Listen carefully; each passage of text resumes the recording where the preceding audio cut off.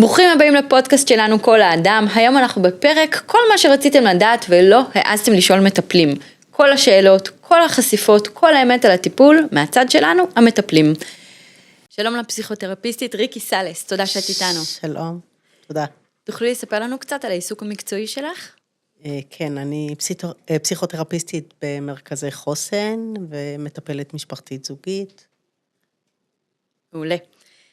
מדוע בחרת דווקא בגישה ההומניסטית? בחרתי בגישה ההומניסטית, היא רואה את האדם כשלם, כמכלול, עם כל הרגשות, המחשבות, ההתנהגויות. זאת אומרת, אין הפרדה, הכל הוליזם. ואני חושבת שזו הסתכלות מעניינת, לראות את האדם כשלם ולא כחלקים. מה ההבדל המרכזי שאת רואה בין הגישה ההומניסטית לגישות אחרות? הגישה ההומניסטית לא מתייחסת לסימפטום, אלא האדם כמכלול.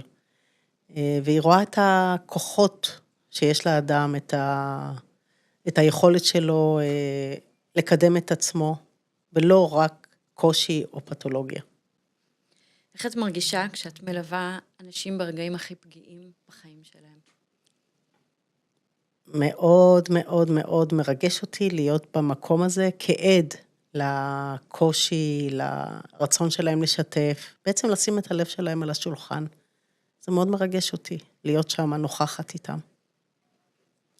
ספרי על ההתמודדות שלך עם מטופלים אובדנים.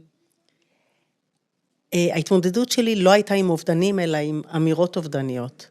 ואני ניגשת לזה בחרדת קודש, ומאוד מאוד מכבדת את המקום הזה של הצורך בהקשבה, בהכלה. בעצם מצוקה שהאדם מביע כשהוא נמצא במצב שהוא לא רואה איזשהו פתרון. המצב הוא זמני, אבל הפתרון הוא סופי, לצערנו בכזאת בחירה, ומהמקום הזה אני מסתכלת על האדם מולי. איך הטיפול בגישה ההומניסטית משפיע עלייך בחיים האישיים שלך? קודם כל אני דוגלת בגישה נאה דורש נאה מקיים. זאת אומרת, ברגע שאני מטפלת באדם, אני גם נוטה להתייחס לזה באופן עצמאי. זאת אומרת, זה גם אוטותרפיה. היכולת לא להיות שיפוטי, להיות ממקום מכיל, מקום אוהב, יותר עם סימני שאלה ופחות עם סימני קריאה. אז אני משתדלת ליישם את זה בחיי היום-יום. משתדלת, זה מצוין. איך את מוודאת שהמטופלים מרגישים בנוח לשתף אותך? אני חושבת שזה בא לידי ביטוי באמון שנוצר, והמוכנות שלהם לשתף בדברים שהם קשים, לא פשוטים. הם יכולים להגיד, תראי, זה משהו שאף פעם לא אמרתי לאף אחד, ועכשיו אני אומר את זה. אז אני חושבת שזאת אינדיקציה למוכנות לשתף מעומק הלב, ובאמת עם כנות מאוד עמוקה. אמון, כן. אמון, נכון. האם יש סיפור של מטופל שאף פעם לא תשכחי? אין משהו אחד, יש הרבה, בעיקר זה אלה שהם יכולים להגיד, עכשיו אני ראוי, אני מוצא שאני יכול לאהוב את עצמי, ויכולים לאהוב אותי מעצם היותי. חושבת מהמקום הזה. זה עבודה מספקת. מה הרגע הכי מספק שהיה לך כמטפלת? בדיוק זה שבן אדם אומר, את יודעת מה? אני חושב שאני ראוי. גם אם אני לא התנהגתי כמו שצריך, אבל עדיין אני בן אדם, וחשוב שיאהבו אותי. נכון, אני מבין שעשיתי דברים שהם לא נראים טוב למי שמתבונן, אבל עדיין אני חושב שמגיע לי שיאהבו אותי. זה רגע כיף.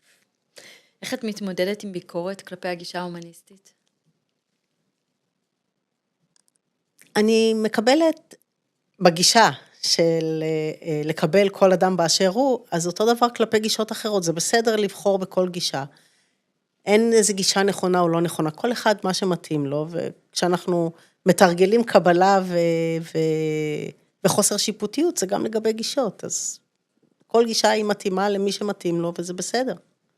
את מקבלת. בדיוק. גם את הביקורת. יש אנשים שמרגישים שטיפול נפשי הוא מותרות. מה את אומרת להם?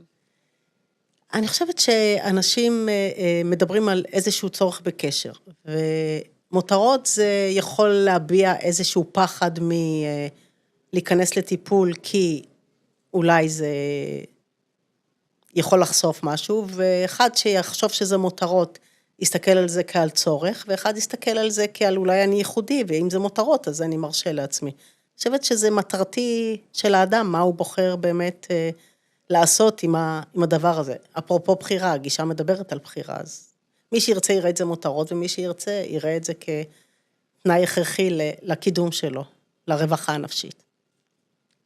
איך הגישה ההומניסטית רואה את הכוחות הפנימיים של המטופל? בדרך כלל על ידי שאלת שאלות. אנחנו חושפים סיטואציות שהמטופל מעיד על עצמו שהוא הצליח לעשות כל מיני דברים בחייו, ואני נמצאת שם רק כדי להעיר את המקומות האלה. הוא כבר הם שלו. אני פשוט עוזרת לו להסתכל עליהם בהסתכלות אחרת. כי מה שהיה מובן מאליו מבחינתו, עכשיו הוא יכול לראות את זה כמשהו זה כוח שלו. זה משאב. אנחנו יודעים עכשיו מהתקופה האחרונה שמה שעזר לאנשים זה המשאבים שעמדו לרשותם. שהם אפילו לא ידעו, אבל הם היו שם. בדיוק. כל הזמן. איך את עוזרת למטופל להבין שהפתרון נמצא אצלו? באמת בעזרת זה שאני איתו ביחד מגלה את הכוחות שלו. חלק זה זיכרונות ילדות, שהאסטרטגיית הישרדות כבר הייתה לו בגיל המוקדם, והחליפה הזאת היא משמשת אותו. וזה שריר שיכול להיות קצת יתעייף, אז אנחנו מאירים אותו מחדש, גם בעין וגם באלף. והוא יכול לראות את זה שזה קיים אצלו. יפה, בעין ובאלף. מה למדת על עצמך מתוך העבודה בגישה ההומניסטית? שבאמת זה מרחיב לב להסתכל על בן אדם כאדם, ולראות אותו כשלם עם באמת רצון לשינוי, וגם אם ההתנהגות שלו היא נוראית למתבונן מהצד, אבל להבין שזה לא נגדי אלא בעדו. כשאני אומרת נגדי, אני מתכוונת נאמר הורים שבאים, אני אומרת, תראה, הוא מנסה להגיד משהו שהוא לטובת עצמו, זה אולי נראה נגדך, אבל זה לא נגדך. אם תסתכל על זה שזה לטובת עצמו, אז תוכל לראות אותו אחרת. זה מוריד את השיפוטיות, כי כל אחד עושה כל דבר, קודם כל להטיב עם עצמו. לפעמים זה לא בדיוק מקובל, מותאם, נורמות, אבל צריך לבדוק באמת איך לעזור לו. מה הרגע הכי מרגש שהיה לך בטיפול?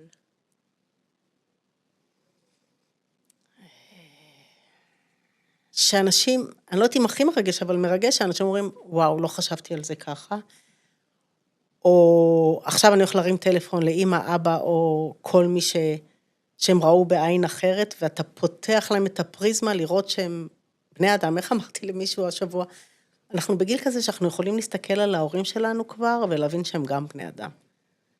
אולי שפטנו אותם כילדים, אבל היום אנחנו מבוגרים, ויכולים לראות אותם כבני אדם, וגם להם יש חולשות, רצונות, יצרים. זאת תובנה. אם היית מתבקשת להעניק עצה אחת למטופלים, מה הייתה העצה הזו? להחזיק בראש שיושב מולנו אדם, עם כל המכלול של התנהגויות, מחשבות, רצונות, משאלות, ולפעמים גם אם ההתנהגות שלו היא נוראית, בעיני המתבונן, לנסות לראות מה הוא ניסה להגיד בהתנהגות הזאת, שהוא לא אמר במילים. תודה רבה. תודה. תודה רבה שהייתם איתנו בפרק נוסף של כל האדם. אני שיר זיו, נתראה בפרק הבא.